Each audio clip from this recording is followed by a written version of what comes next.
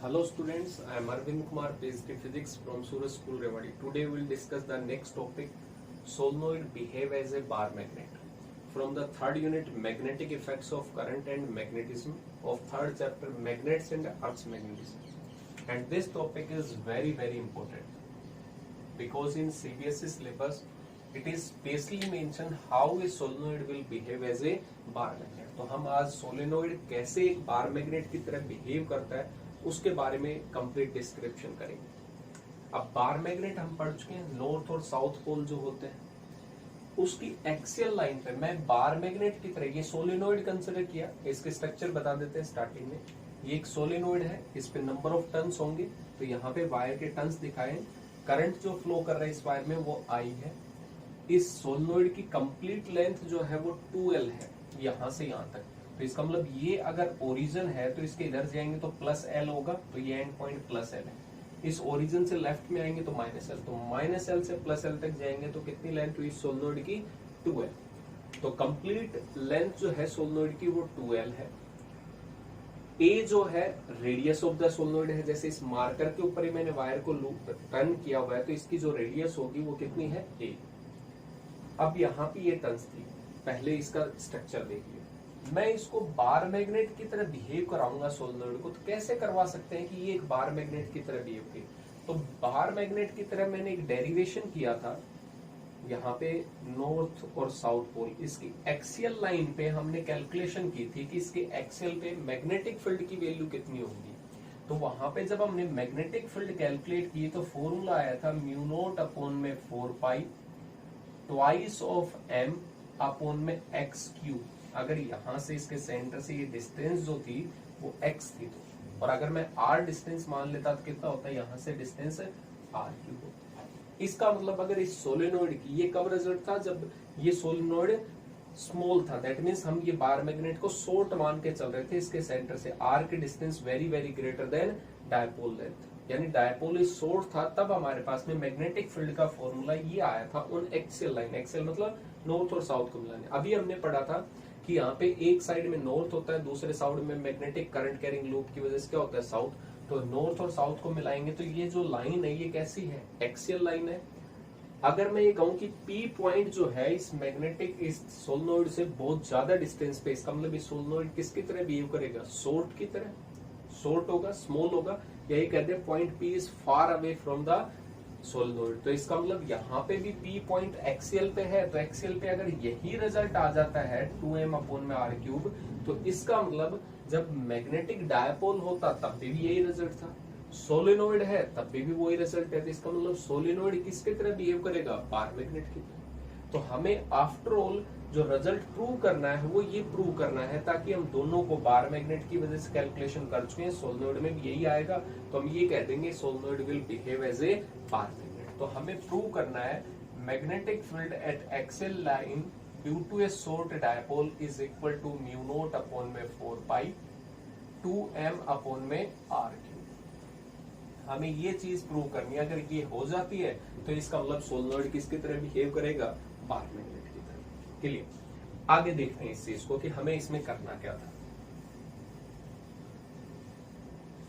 मैंने इसमें एक शॉर्ट लिया क्योंकि ये डायपोल जो है एकदम से तो हम शॉर्ट नहीं कह सकते, तो मैंने एक बहुत ही स्मॉल टर्न्स लिया इसका सोलेनोइड के ऊपर, जिसकी थिकनेस कितनी है? dx ली।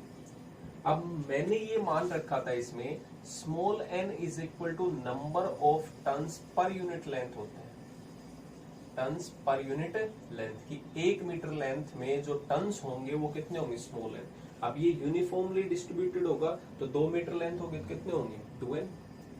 3 होंगे तो 3n। हमें कितनी लेंथ में चाहिए? dx में। So total turns in dx length is turns in dx length is कितना होगा? n is equal to small n into में dx। सभी को पता है, यूनिटी की वैल्यू पता थी। 1 मीटर लेंथ में अगर इतने टन्स हैं तो dx लेंथ में कितने होंगे? जस्ट मल्टीप्लाई, वही किया है। तो इसका मतलब इसमें जब हमने वायर को टर्न किया होगा, बार बार इस वायर पे लूप किया होगा, तो इस थोड़ी सी लेंथ में कितने नंबर ऑफ टर्न्स होंगे वो हमने कैलकुलेट किया। इसका मतलब ये जो ब्लू कलर आपको दिखाई दे रहा है इसमें कितने नंबर ऑफ टर्न्स होंगे वो हमें पता है। अब ये जो स्मॉल डिस्टेंस हमने ली है, जो सेंटर से कितने डिस्टेंस पे है, x डिस्टेंस पे, इसको मैं मान के चल रहा हूं कि ये एक करंट कैरिंग लूप है जिसमें नंबर ऑफ टर्न्स मुझे ऑलरेडी पता है, और ये जो P पॉइंट है ये इसके एक्सिस पे है। इसको भी कंपेयर करते हैं, देखते हैं। ये एक लूप हमने पढ़ी थी, ठीक है, उसकी रेडियस थी। इसके एक्सिस पे हमने कुछ मैग्नेटिक फील्ड कैलकुलेट की थी, मैग्नेटिक फील्ड इसके एक्सिस पे, जिसकी रेडियस जो थी वो a मान ली हमने, यहाँ पे a थी, जो डिस्टेंस थी वो r मान ली, ठीक है, सेंटर से डिस्टेंस मानते हैं। तो यहाँ पे जब हमने डेरिवेशन किया था तो मैग्नेटिक फील्ड एक्सिस पे आई थी म्यू नॉट अपॉन में 4 pi 2n pi i a square upon में r square plus a square raise to power 3/2। ये मैग्नेटिक फील्ड थी कहां पे, at the axis of a current carrying loop from the first chapter of third unit. हमने Biot Savart law की application में इस चीज को पढ़ा था। तो मैं इस पूरे सोलेनॉइड को तो एक साथ कंपैरिजन नहीं कर सकता, तो मैंने एक इसका छोटा सा पार्ट लिया, और जब इस छोटे से पार्ट को कंसिडर करेंगे तो वो तो एक रिंग की तरह बिहेव करेगा, और इस रिंग के, इस लूप के एक्सिस पे P पॉइंट पे, ये तो एक्सिस ही हो गया सिमिलर। अगर मैं सिर्फ इसको कंसिडर कर रहा हूँ तो ये एक लूप थी जिसमें नंबर ऑफ टर्न्स मुझे पता थे, n नंबर ऑफ टर्न्स है, I पता था, करंट इसमें कितना फ्लो कर रहा होगा I था, A इसकी रेडियस थी, R है सेंटर से इसके डिस्टेंस P पॉइंट की कितनी होगी। तो यहाँ पे मैं इस स्मॉल लूप के थ्रू मैग्नेटिक फील्ड कैलकुलेट कर सकता हूँ P पॉइंट पे। सारे पैरामीटर तो मुझे पता है, तो देखते आगे। So small magnetic field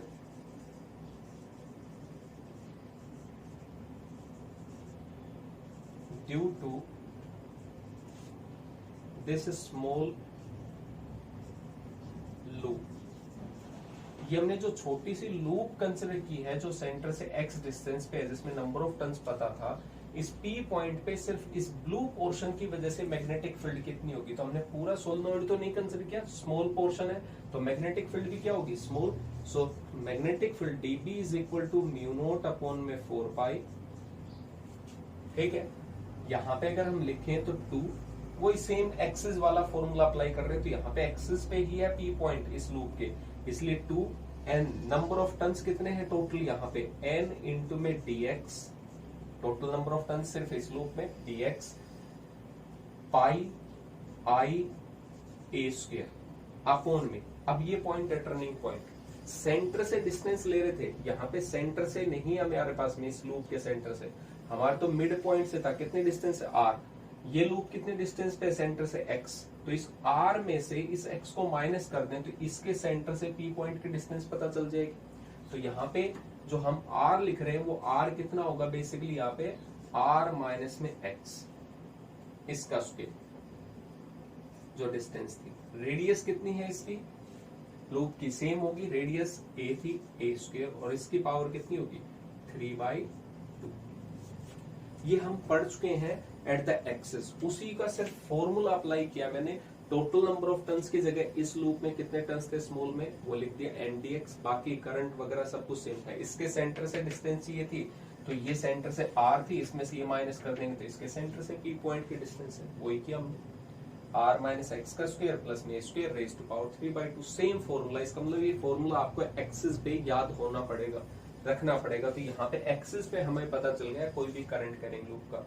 otherwise आप चैप्टर में पीछे टर्न करके देखोगे तो आपको पूरा डेरिवेशन इसका समझ में आ जाएगा, पूरा फॉर्मूला आपको पता है, तो वो फॉर्मूला यूज किया मैंने। तो एक्सिस पे हमें पता चल गया। अब मुझे इस छोटे से पोर्शन से कोई इंटरेस्टेड था, मुझे तो कंप्लीट सोलेनॉइड की तरह बिहेवियर देखना है। तो क्या करते हैं हम, स्मॉल मैग्नेटिक फील्ड पता है, क्या करेंगे, large magnetic field. For total magnetic field, total magnetic field at point P by integration। तो हम क्या करते हैं, ऐसे छोटी छोटी मैग्नेटिक फील्ड को क्या करेंगे, इंटीग्रेट। मैंने यहाँ पे लूप मानी, ऐसे एक छोटा सा पोर्शन यहाँ पे मान लेता हूँ, देखें तो यहाँ पे मानता, तो यहाँ से अगर लूप स्टार्ट करते इसकी वजह से मैग्नेटिक फील्ड, फिर थोड़ा नेक्स्ट मानते, फिर उसकी वजह से यहां से चलते और कहां तक लूप को एडजस्ट करते, लास्ट पॉइंट तक। तो इसका मतलब हमें छोटे छोटे पोर्शन से, सभी की डायरेक्शन तो सेम रहती है मैग्नेटिक फील्ड की, क्योंकि करंट तो सेम डायरेक्शन में फ्लो कर रहा है, तो मैग्नेटिक फील्ड भी क्या होती है, सेम डायरेक्शन में। उन सभी को हमें क्या करना था, ऐड, और ऐड करेंगे तो टोटल मैग्नेटिक फील्ड आ जाएगी। तो ऐड करने के प्रोसेस को क्या कहते हैं, इंटीग्रेशन। तो यहाँ पे टोटल अगर मैग्नेटिक फील्ड चाहिए कंप्लीट के लिए, तो मैंने यहाँ पे डीबी स्मॉल मैग्नेटिक फील्ड को ऐड करना स्टार्ट किया। अब एडिशन आप कहां से कहां तक करोगे, कहां से लूप स्टार्ट होगी, x equal to minus L से, और कहां तक ऐसे छोटी छोटी लेंथ को ऐड करते जाओगे, प्लस एल तक। तो मैंने यहाँ पे कहा माइनस एल से और प्लस एल तक हम क्या करेंगे, ऐड करेंगे इस फिनोमेना में। तो डीबी की वैल्यू हमें पता थी, इंटीग्रेशन करते हैं, देखते हैं एक टर्म्स में, एक टर्म्स और लिख देते हैं यहाँ पे, but due to short dipole या शॉर्ट सोलेनोइड। अब सोलेनोइड शॉर्ट कब मान सकते हैं, ये सोलेनोइड था, ठीक है। मैं कहूं कि इसके सेंटर से जो पी पॉइंट है दैट इज फार अवे, बहुत ज्यादा डिस्टेंस पे है, तो इसका मतलब हम इस सोलेनोइड को क्या मान सकते हैं, शॉर्ट मान सकते हैं। सो शॉर्ट अगर मान रहे हैं तो मैंने ये कहा R is very very greater than L, length of the solenoid. Ideal अगर सोलेनोइड मानते हैं तो क्या होता था, लेंथ ज्यादा होती थी, एरिया रेडियस कम होती थी, लेकिन मैं यहाँ पे शॉर्ट मान के चल रहा हूँ। इसका मतलब जो पॉइंट ऑफ ऑब्जर्वेशन है that is far away from the length of the solenoid. दूसरा, जब यहाँ पे लेंथ से ज्यादा है तो रेडियस तो लेंथ से और भी कम होती है सोलेनोइड में। इसका मतलब R is also very very greater than radius of the solenoid. इसका मतलब रेडियस इस आर के कंपैरिजन में हम लेंथ को नेग्लेक्ट कर सकते हैं और ए को भी नेग्लेक्ट कर सकते हैं। नेग्लेक्ट कब करते हैं, एडिशन और सब्ट्रैक्शन में ओनली। सो मैंने यहाँ पे कहा dB इज इक्वल टू, जो इंटीग्रेशन हम कर रहे थे टोटल मैग्नेटिक फील्ड के लिए, तो इंटीग्रेशन कर रहे हैं minus L to plus L. Value put की मैंने म्यू नोट अपॉन में 4 पाई 2n dx आई इंटू में पाई ए स्क्वेयर अपॉन में, डिनोमीटर में चेंज होगा, यहाँ पे देखेंगे x जो है वो r के माइनस में है, तो ये बहुत स्मॉल क्वांटिटी है x। r की वैल्यू, जब लेंथ की हम कंपैरिजन कर रहे हैं तो इसका मतलब x तो इस लेंथ का भी एक छोटा पोर्शन है, तो r के कंपैरिजन में x को क्या कर सकते हैं, नेग्लेक्ट। तो यहाँ पे नेग्लेक्ट हो गया, तो r माइनस एक्स, ये स्मॉलर था तो r ही रह गया r स्क्वायर। फिर a जो था रेडियस था, रेडियस भी बहुत स्मॉलर क्वांटिटी, इसका मतलब r में a स्क्वायर ऐड करेंगे तो बहुत स्मॉलर क्वांटिटी, तो क्या बचेगा, ओनली r स्क्वायर। तो मैंने यहाँ पे डिनोमीटर में रखा r स्क्वायर, और इसकी पावर कितनी होगी, 3/2। पावर के ऊपर पावर मल्टीप्लाई में होता है, तो यहाँ पे 2 से ये 1/2 क्या हो जाएगा, कैंसिल आउट, तो नीचे ओनली बचेगा क्यूब। अब आगे बढ़ते हैं, total magnetic field will be equal to minus L to plus L. But इससे पहले हम एक स्टेप ले लेते हैं, जो टर्म्स कांस्टेंट है वो आउटसाइड ले लेते हैं। तो mu naught upon 4 pi, medium तो सेम रहेगा, म्यू नोट अपॉन में 4 पाई कांस्टेंट बाहर, 2 कांस्टेंट बाहर। क्या number of turns per unit length change होंगे, हम यहाँ पे देखेंगे तब भी 1 मीटर लेंथ में, 1 यूनिट लेंथ में उतने टन्स होंगे, यहाँ पे भी कहीं पे देखेंगे यूनिफॉर्म है, तो number of turns per unit length same outside. dx जो है वो वेरिएबल है, यहां से जब हम ऐड करना स्टार्ट करेंगे dx, तो ये लेंथ तो बढ़ती आएगी, तभी तो कंप्लीट सोलेनोइड होगा। इसका मतलब dx जो है वेरिएबल है, इसलिए इंटीग्रेशन के आउटसाइड नहीं ले सकते, इसी के रेस्पेक्ट में तो ऐड कर रहे हैं, x के रेस्पेक्ट में तो ऐड करेंगे, तो ये इंटीग्रेशन से बाहर नहीं आएगा। करंट सभी जगह सेम होगा, करंट आ गया। पाई कांस्टेंट था, रेडियस भी सेम है सभी जगह, तो रेडियस भी a स्क्वायर। r जब हमने कैंसिल आउट कर दिया था 2, तो r क्यूब बचा। r भी कांस्टेंट है, क्योंकि इसके सेंटर से जिस पॉइंट पे कैलकुलेट कर रहे हो, सेंटर से डिस्टेंस तो उतनी रहेगी, चाहिए आप ये लूप कंसिडर करो, ये करो, ये करो, कोई भी लूप कंसिडर करो, सेंटर से डिस्टेंस सेम। तो बचा क्या यहाँ पे, minus L to plus L, और क्या बचा, dx का इंटीग्रेशन करेंगे तो कितना हो जाएगा, x अपर लिमिट माइनस में लोअर लिमिट पहले ही नेगेटिव है, तो नेगेटिव नेगेटिव क्या हो जाएगा, positive. So magnetic field at axial line is equal to mu naught upon में 4 पाई 2 n आई इंटू में पाई ए स्क्वायर अपॉन में आर क्यूब, और यहाँ पे dx अपर लिमिट माइनस में लोअर लिमिट कितना हो जाएगा 2l, l प्लस में l कितना हो गया 2l हो गया। अब मुझे टर्म्स बताओ, ये जो स्मॉल n था ये क्या था, number of turns per unit length, एक यूनिट लेंथ में। इसकी टोटल लेंथ कितनी है सोलनॉइड की 2l, एक यूनिट लेंथ में टन्स है n, तो टोटल लेंथ से मल्टीप्लाई कर दूंगा तो इस पूरे सोलेनोइड के नंबर ऑफ टन्स पता चल जाएंगे। तो यहाँ पे n और इसको जब मैंने मल्टीप्लाई किया number of turns per unit length multiply by total length of the solenoid, then magnetic field will be equal to mu naught upon में 4 pi 2 capital N I pi a square. इस term को अगर देखें तो हम क्या लिख सकते हैं, एरिया अपॉन में आर क्यूब। यहाँ पे आपने दो टर्म्स लिखी, टोटल नंबर ऑफ टर्न्स होंगे number of turns per unit length multiply by total length, और यहाँ पे एरिया जो होगा वो कितना होगा पाई ए स्क्वायर। ये टर्म्स अभी हमने पढ़ा था, कोई भी करंट कैरिंग लूप किसकी तरह बिहेव कर रहा है, मैग्नेटिक डायपोल की तरह। उसका डायपोल मोमेंट कितना होता है, करंट इनटू में एरिया, और अगर नंबर ऑफ टर्न्स है तो multiply by number of turns, then this value is equal to magnetic dipole moment of loop. So magnetic field lines on axial line is equal to mu naught upon में 4 pi 2 m upon में r। अभी हमने पढ़ा था m की value कितनी थी, NIA, national investigation agency नहीं है, number of turns current and area, यहाँ पे भी वही टर्म्स थी। इसका मतलब this is same as magnetic field strength due to magnetic field at axial line due to a short dipole,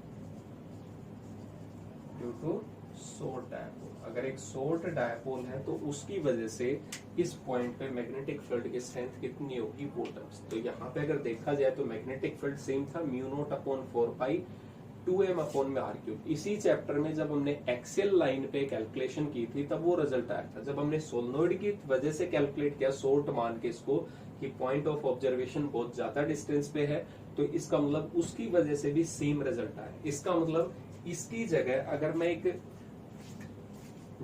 magnetic dipole use कर लेता, एक होता नॉर्थ पोल एक होता साउथ, तो ये तो मैग्नेटिक डायपोल था, बार मैग्नेट था, इसकी लाइन पे यहाँ पे P पॉइंट पे कैलकुलेशन कर लेते तब भी हमारा रिजल्ट जो आता वो सेम आता है इसका। तो इसका मतलब चाहे सोलेनोइड हो या बार मैग्नेट हो, दोनों किसकी तरह बिहेव कर रहे हैं, सेम बिहेव कर रहे हैं, इसलिए हम कह सकते हैं solenoid behave as a bar magnet. तो सोलेनोइड एक सिर्फ बार मैग्नेट है। जैसे हमने कहा था कि यहाँ पे करंट जा रहा है, तो ये अगर साउथ पोल है तो इस साइड से देखेंगे तो कैसा होगा, नॉर्थ पोल। यहाँ पे जितनी दूर तक आपने टर्न किया है that will be the length. तो ये और ये दोनों सिमिलर ही तो टर्म्स हैं। अगर हम सिर्फ एक लूप लेते तो लेंथ कम हो जाती, लेकिन वो भी तो एक मैग्नेटिक डायपोल होता। इसलिए हमने कहा था कि हम किसी मैग्नेट को कट नहीं कर सकते, पोल्स को सेपरेट नहीं कर सकते। आप कम करोगे ये नॉर्थ साउथ इधर हो जाएगा, और कट करोगे ये नॉर्थ साउथ। इसका मतलब एक वायर को भी आप करोगे, एक वायर पे ही लूप बनाओगे, स्पेस पे बनाएंगे, तो एक साउथ होकर एक कैसा हो जाएगा, नॉर्थ हो जाएगा। तो इसका मतलब उनको भी हम सेपरेट नहीं कर सकते। सिंगल लूप भी एक मैग्नेटिक डायपोल को फॉर्म करता है। क्लियर हुआ पॉइंट? तो ये टर्म्स थी। दूसरा, हम इसको एक छोटा सा एग्जांपल मैग्नेटिक फील्ड लाइंस के बेसिस पे भी बता सकते हैं कि ये दोनों एक ही हैं। कैसे? जैसे अभी हमने कहा सोलेनोइड की मैग्नेटिक फील्ड लाइंस को ऑब्जर्व करते हैं और इसकी मैग्नेटिक फील्ड लाइंस को करते हैं, तो दोनों जो हमें रिजल्ट मिलते हैं वो दोनों सेम मिलते हैं। देखते हैं एक छोटा सा एग्जांपल इसका।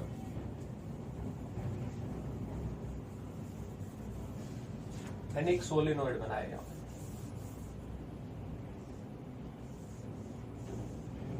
ये सोलेनोइड ऐसे,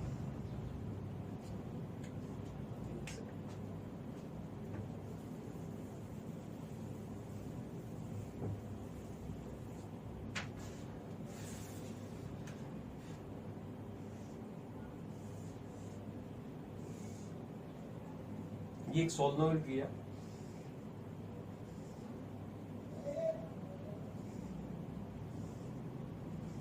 ये एक सोलेनोइड, इसके सराउंडिंग में जब हमने बहुत छोटे छोटे आयरन के पीसेस पाउडर स्प्रेड किया तो उसकी मैग्नेटिक फील्ड लाइंस ड्रॉ हुई। तो जब इसकी मैग्नेटिक फील्ड लाइंस थी तो इसकी मैग्नेटिक फील्ड लाइंस ऐसे हैं। अगर ये नॉर्थ मान ले, ये साउथ पोल मान ले इसका, ठीक है, देख ले कि यहाँ पे एंटी क्लॉकवाइज में, क्लॉकवाइज में, तो ये नॉर्थ, तो मैग्नेटिक फील्ड लाइंस ऐसे जाती है। बट मैग्नेटिक फील्ड लाइंस हमेशा क्लोज लूप बनाती हैं, तो ये बाहर नॉर्थ से साउथ की तरफ जा रही हैं, तो इनसाइड में ये किधर आती हैं, साउथ से नॉर्थ की तरफ, तभी ये क्लोज लूप्स बनती है। इधर जाएगा तो ये, तो इसका मतलब इस पैटर्न को ऑब्जर्व कर लिया इजिली। दूर जाएंगे ये मैग्नेटिक फील्ड लाइंस ऐसे जा रही हैं, ये मैग्नेटिक, तो ये मैग्नेटिक फील्ड लाइंस ऐसे ड्रॉ और जा रही है इधर, नॉर्थ से आउट होंगी, साउथ से इन होंगी, क्लोज बनेंगे लूप्स। तो ये एक सोलेनोइड जो था उसकी मैग्नेटिक फील्ड से, और जब हमने एक मैग्नेट लिया, बार मैग्नेट, जिसमें एक नॉर्थ पोल था एक साउथ पोल, इसके अकॉर्डिंग में हमने आयरन के पाउडर को स्प्रेड किया इसके सराउंडिंग में, तो भी हमें मैग्नेटिक फील्ड लाइंस बिल्कुल सिमिलर मिली है। नॉर्थ से जा रही है आउटर डायरेक्शन में, और जब इनसाइड में आएंगे तो साउथ से नॉर्थ, ऐसे ही सिमिलर है। यहाँ तो ये से यहाँ पे क्लियर हो गया पॉइंट। तो इसका मतलब यहाँ पे मैग्नेटिक फील्ड लाइंस भी ड्रॉ करते हैं। अगर आपसे 1 मार्क्स में पूछ ले कि how solenoid behave as bar magnet, तो ये पूरा डेरिवेशन तो करेंगे नहीं, वहां पे हम सिमिलर सिस्टम्स क्या करेंगे, दोनों की मैग्नेटिक फील्ड लाइंस कंपेयर कर सकते हैं, या डायरेक्ट लिख सकते हैं कि magnetic field at axial line due to bar magnet and solenoid remains same, so solenoid behave as bar magnet. और दूसरा मैग्नेटिक फील्ड लाइंस ड्रॉ करके कंपैरिजन कर सकते हैं। तो इसका मतलब मैग्नेटिक फील्ड लाइंस दोनों की क्या है, सेम है। तो सोलेनोइड किसकी तरह बिहेव करेगा, बार मैग्नेट की तरह। बहुत इंपॉर्टेंट टॉपिक था, अच्छे से एक बार इसको रिवाइज करें। Thank you.